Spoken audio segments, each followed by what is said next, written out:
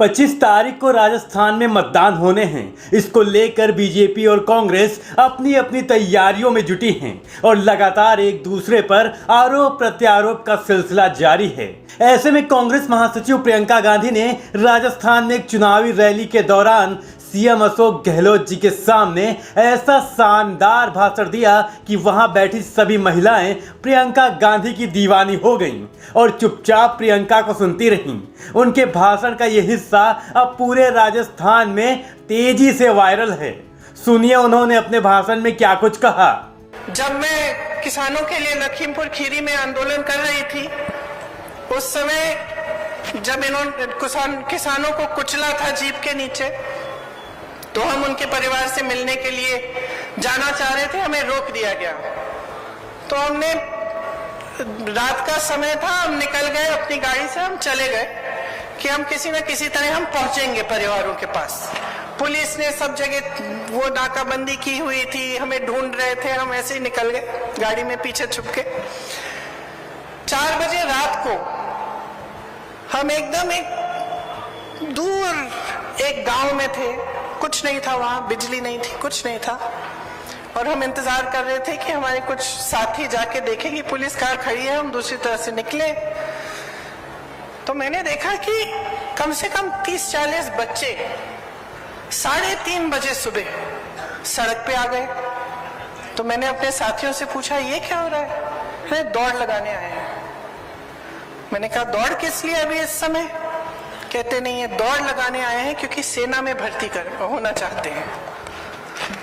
तो मैंने खुद अपनी आंखों से देखा है कि यूपी के गांव-गांव में, हरियाणा के गांव-गांव में, राजस्थान के गांव-गांव में ये एक उम्मीद है नौजवानों में कि हम सेना में भर्ती होंगे, हमारा जीवन बनेगा, हमें अच्छी नौकरी मिलेगी और हम देश के लिए शहीद हो सकते हैं।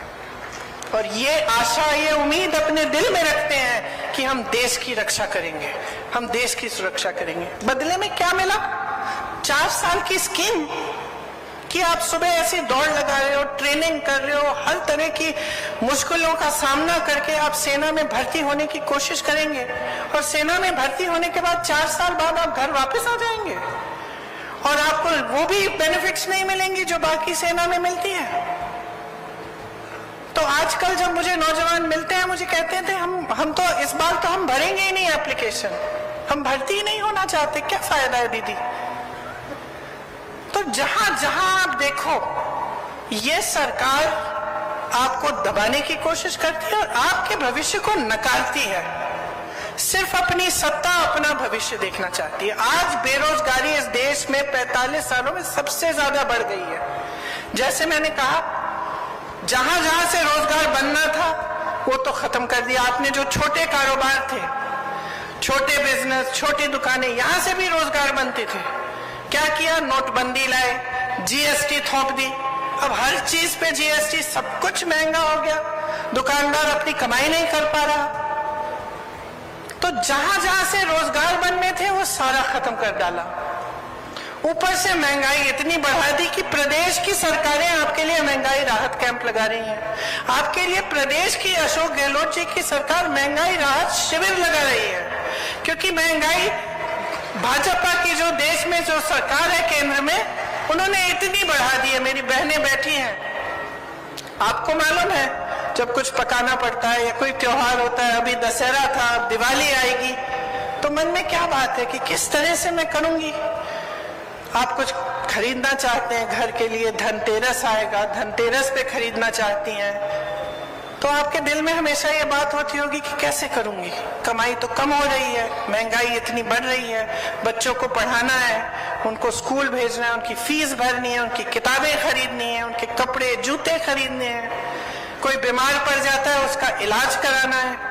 यहाँ तो प्रदेश सरकार ने आपको इतनी मदद दी है, महंगाई राहत शिविर लगाए हैं, इलाज के लिए 25 लाख का बीमा है, 25 लाख का इलाज मुफ्त। जब मैं दूसरे प्रदेशों में जाती हूँ और ये बात कहती हूँ तो चौंक जाते हैं।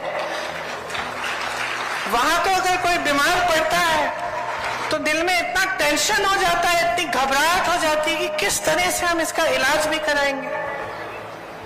तो ये परिस्थितियां हैं आज की।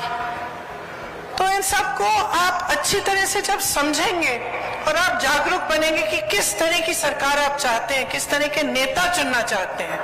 क्या आप ऐसे नेता चाहते हैं जो सिर्फ अपना ही भविष्य देखते रहें, अपनी सत्ता में रहने का काम करते रहें और आपके बारे में सोचे ही नहीं? चुनाव आए तो धर्म की बातें शुरू। तो आपका काम है कि नहीं है, आपका दायित्व है, आपका धर्म होना चाहिए और आपका कर्तव्य है कि आप नेता को जवाबदेह बनाओ। और असलियत यह है बहनों और भाइयों कि जो धर्म की राजनीति चलाते हैं उनकी जवाबदेही खत्म हो गई है। वो समझ गए हैं कि चुनाव के समय धर्म की बात कर लो, जाति की बात कर लो, सबके जज्बात उससे जुड़े हुए हैं। सबको डरा लो, सबको कह दो कि हम धर्म की सुरक्षा नहीं करेंगे तो ऐसा हो जाएगा, वैसे हो जाएगा और वोट मिल जाएंगे। ये समझ गए हैं कि काम करने की जरूरत नहीं है, सिर्फ धर्म का नाम लीजिए, जाति का नाम लीजिए, चुनाव के समय वोट बटोरते जाइए। लेकिन इस सिलसिले को बंद करना ये आपका कर्तव्य है। जब तक आप जागरूक नहीं बनेंगे, जब तक आप ये तय नहीं करेंगे कि जो नेता है वो काम की बात करे, वो काम करके दिखाए और उसी काम के अनुभव पर आपका वोट लगेगा, तब तक ये राजनीति चलती रहेगी। ऐसे ही चुनावी बयान और भाषण के लिए सब्सक्राइब कीजिए नेशनल न्यूज़ नाउ को। और अगर आपको हमारी ये वीडियो पसंद आई हो तो वीडियो को लाइक शेयर करना न भूलें।